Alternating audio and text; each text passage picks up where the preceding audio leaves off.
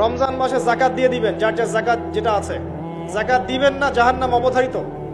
যে সালাত পরে যাকাত দেয় না কাফের, সালাত পরে কিন্তু যাকাত দেয় না, এটা কুফরি। আবু বকর সিদ্দিক রাদিয়াল্লাহু তাআলা আনহু যাকাত অস্বীকারীদের এগেইনস্টে যুদ্ধ করেছিলেন। যাকাতটা কিন্তু নফল কিছু নয়, ফরজ। নিসাব পরিমাণ সম্পদ হয়েছে, যাকাত দিতেই হবে। আর আমি অনেকদিন বলেছি, ইসলামিক ইকোনমিক্সের বেইজই হচ্ছে যাকাত। ইসলামিক ইকোনমিক্সের ভিত্তি হচ্ছে যাকাত এবং ব্যবসা। ধনীর সম্পদে গরিবের হক।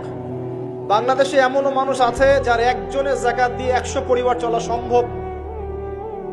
এমনও মানুষ আছে, যদি সমস্ত যাকাতগুলোকে সুন্দরভাবে কালেক্ট করা যেত এবং উপরের লেভেল থেকে ডিস্ট্রিবিউট করা যেত, দেখেন বড় বড় মেগা প্রজেক্ট করতে পারতাম আমরা। কে বোঝাবে কাকে? কে বোঝাবে কাকে? কথা বললেই তো সমস্যা। যাকাত গরিবের হক। ধনীদের সম্পদ থেকে যাকাত নিয়ে আপনি একটা পাহাড় করতে পারতেন সম্পদের। এগুলোকে সুন্দর করে ডিস্ট্রিবিউট করতে পারলে, যেখানে কোনো দুর্নীতি নাই, দেখেন বড় বড় মেগা প্রজেক্ট হচ্ছে। আমরা তো ব্যক্তিগতভাবেই যাকাত দেই না, দেই অনেকেই দেই না, নামাজ পড়ি যাকাত দেই না। নিসাব কি তাই বুঝি না। যাকাত কিন্তু ফসলেরও আছে। ফসলের ওষুধ আছে না, চাষিরা ওষুধ দেয় না।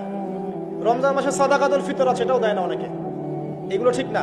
যাকাত বাধ্যতামূলক। যাকাত দিলে সমাজে একটা সাম্য তৈরি হবে, গরিব না খেয়ে মরবে না। যাকাত কেন্দ্রিক ইকোনমিক্স ছিল বলেই সাহাবায়ে কেরাম রাদিয়াল্লাহু আনহুমের যুগে একজন মানুষ খুঁজে পাওয়া যেত না যাকে সাহায্য করা লাগবে। সবাই স্বাবলম্বী হয়ে যেত, আলহামদুলিল্লাহ। অতএব রমজান মাসে যাকাত দিয়ে দেন আল্লাহর ওয়াস্তে, অন্যথায় কি হবে এটা বলে দিই।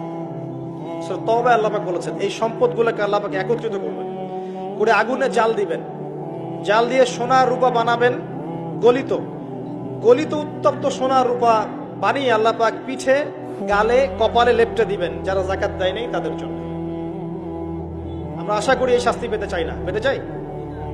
আল্লাহ পাক বোঝার তৌফিক দান।